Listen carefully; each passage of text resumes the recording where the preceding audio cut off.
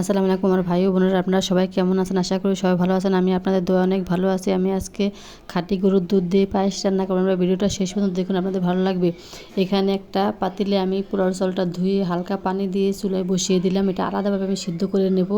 অনেক সময় দেখা গেছে দুধের ভিতরে চালটা দিলে চালটা গলে না, এই জন্য আমি কিন্তু আলাদাভাবে সিদ্ধ করে নিয়েছি। এটা সিদ্ধ হয়ে গেছে, এবার আমি নামিয়ে নেব। এবার পায়েসের জন্য একটা পাতিল বসিয়ে দিলাম, দিয়ে দিলাম গরুর দুধ।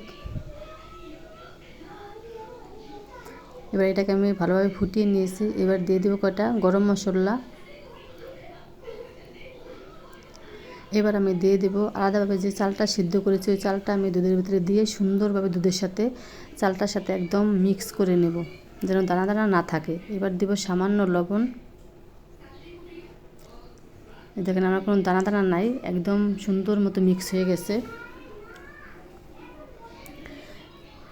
এবার আমি দিয়ে দেব লিকুইড দুধের ভিতরে পাউডার দুধ। এটা দিলে পায়েসের কালারটা ভালো আসে, এজন্য।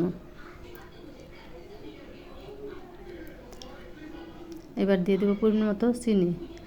ভাই বোনেরা, আপুর পায়েস রান্নাটা যদি আপনাদের ভালো একটা লাইক দিয়ে সাবস্ক্রাইব করে চ্যানেলটার সাথে থাকবেন ভিন্ন ভিন্ন রান্না দেখার জন্য। এবার কিন্তু পায়েসটা আমার একদম হয়ে গেছে। এই যে দেখেন কালারটা কীরকম আসছে, কমেন্টে জানিয়ে দিবেন। এবার আমি পায়েসটাকে নামিয়ে নেব। আমার পায়েসটা কিন্তু আমি এইরকম করে নিয়েছি, একদম ঘনও না একদম পাতলাও না। এই যে দেখেন কালারটা কীরকম আসছে।